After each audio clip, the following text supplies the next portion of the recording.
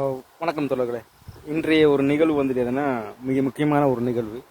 கிட்டத்தட்ட 35 வருடமாக வாழக்கூடிய ஈழத்தமிழர்களுடைய வாழ்க்கை சம்பந்தமாக பேசக்கூடிய ஒரு பதிவு தான் இது. இப்போ இன்னைக்கு பார்த்தீங்கன்னா என்ன ட்ரெண்ட் அப்படின்னா எஸ்ஐஆர் அப்படின்னு சொல்லி, எஸ்ஐஆர் அப்படின்னா ஸ்பெஷல் இன்டென்ஷன் ரிசர்வ், அதாவது ரிவிஷன் இந்த மாதிரி சொல்கிறாங்க. ஸ்பெஷல் இன்டென்ஷன் ரிசர்வ்னு சொல்கிறாங்க. அதாவது இந்த ஓட்டர் ஐடியில் வந்துட்டு கணக்கெடுக்கிற ஒரு வேலையில் வந்துட்டு மத்திய அரசும் மாநில அரசும் போட்டி போட்டுக்கிட்டு வேலை செய்கிறாங்க. இது சம்பந்தமாக நம்ம என்ன கதைக்கலாம் அப்படின்னா, நம்ம வந்து ஒரு இலங்கை தமிழர்கள் 35 வருஷமாக இந்தியாவில் வாழக்கூடியவர்கள். ஆனால் நமக்கான அந்த ஓட்டுரிமை கிடையாது. ஏன் அப்படின்னா, அப்போவே இருந்த பாரத பிரதமர் நேரு அவர் வந்துட்டு அந்த எப்படி சொல்கிறது அகதிகள் பிரகடனத்தில் வந்து கையெழுத்து போடலை. அதனால் வந்து இன்னுமே வந்து நம்ம அகதிகளாக வந்து முகாம்களில் வாழ வைக்கப்பட்டிருக்கோம். வர்ற எந்த ஒரு ஆட்சியாக இருந்தாலும் அதிமுக திமுக எந்த ஒரு ஆட்சியாக இருந்தாலும் நமக்கான அந்த கொடுப்பு நிலை கொடுத்து இங்கே வாழ வச்சுட்டு வராங்க. ஆனால் இதனுடைய சாராம்சம் என்ன அப்படின்னு பார்த்தீங்கன்னா, நமக்கான ஒரு குடியுரிமை கிடையாது, ஒரு ஓட்டு பதிவு செய்கிறதுக்கான அந்த இது நடைமுறை கிடையாது. இதனுடைய வெளிப்பாடு என்ன அப்படின்னா, ஒரு லோன் வாங்குறதுக்கோ இல்லை ஒரு மேல் படிக்கிறதுக்கோ படிச்சுட்டு வேலைக்கு போகிறதுக்கோ வந்துட்டு நமக்கான வாய்ப்புகள் இன்னுமே கிடைக்கப்படலை. மத்திய மாநில அரசுகள் வந்துட்டு இதை வந்து கவனத்தில் கொள்ளணும் அப்படின்னு சொன்னாக்க, மாநில அரசு வந்து இதை வந்து முழுமையாக எடுத்து, ஜெயலலிதா இருக்கும்போது ஒரு வரைவுரையை கொண்டு வந்தாங்க சட்டமன்றத்தில் குடியுரிமை கொடுக்குன்னு சொல்லி. அதே மாதிரி இப்போ இருக்க டிஎம்கே அரசில் ஐயா ஸ்டாலின் அவர்களும் வந்துட்டு என்ன பண்ணுறாங்க, அவங்களுக்கான குடியுரிமையை கொடுக்கணும் அப்படின்னு சொல்லி மும்முரமாக அவர் வந்துட்டு குரல் கொடுத்தாலும் மத்தியில் இருக்கக்கூடிய அரசுகள் வந்து அதை கவனத்தில் எடுக்கணும். மத்தியில் இருக்க அரசுகள் அதை கவனத்தில் எடுத்தால் மட்டும்தான் நமக்கான அந்த ஒரு கொடுப்பினை வந்து கிடைக்கும். நம்மளும் குடியுரிமை பெற்று நம்மளும் போய் என்ன பண்ணலாம், அந்த ஓட்டை வந்து போடலாம். கிட்டத்தட்ட 35 வருஷம் ஆச்சு.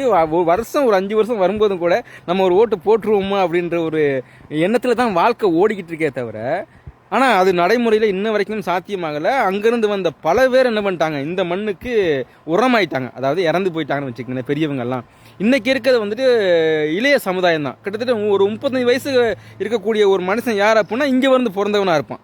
இங்கே 35 வயசு இருக்கக்கூடியவன் இங்கே வந்து பிறந்த ஒரு மனுஷனாக இருப்பான்.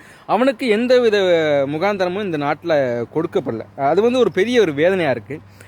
ஒவ்வொரு வருஷமும் வந்துட்டு தேர்தல் வரும்போது எல்லாருமே என்ன பண்ணுறாங்க, குடியுரிமையை பற்றி பேசுவோன்னு சொல்கிறாங்க. அதோடு அது என்ன பண்ணுறது, அடிபட்டு போயிடுது. தமிழ் தேசியம் பேசக்கூடிய பல கட்சிகளும் வந்துட்டு அதை வந்து முன்னெடுக்குது. ஆனால் அது ஏனோ கிடப்பிலேயே கிடக்குது. நாங்கள் கேட்குறது ஒன்று தான், ஐயா 3 தலைமுறை ஆயிடுச்சுங்க, இதுக்கு மேலே எங்கள் அகதியாகவே முகாம்கள்லேயே வச்சுருக்க போகிறீங்களா? எங்களுக்கான எந்த வித ஒரு சுதந்திரம் அப்படின்னா என்னது? நாங்கள் நினச்ச ஒரு வாழ்க்கையை வாழணும் இல்லையா? அந்த வாழ்க்கை வாழ முடியாமல் ஒரு சூழ்நிலை இருக்குது இன்னைக்கு. ஒரு லோன் வாங்குறதோ, ஒரு அரசு பதவிக்கு போகிறதோ, நிறைய திறமையான ஆட்கள் வந்து முகாமில் இருக்காங்க. நல்ல விளையாட்டு வீரன்லாம் இருக்கான். ஆர்மிக்கு போகிறது கூட ஆள் இருக்காங்க எங்கள் ஊரில்.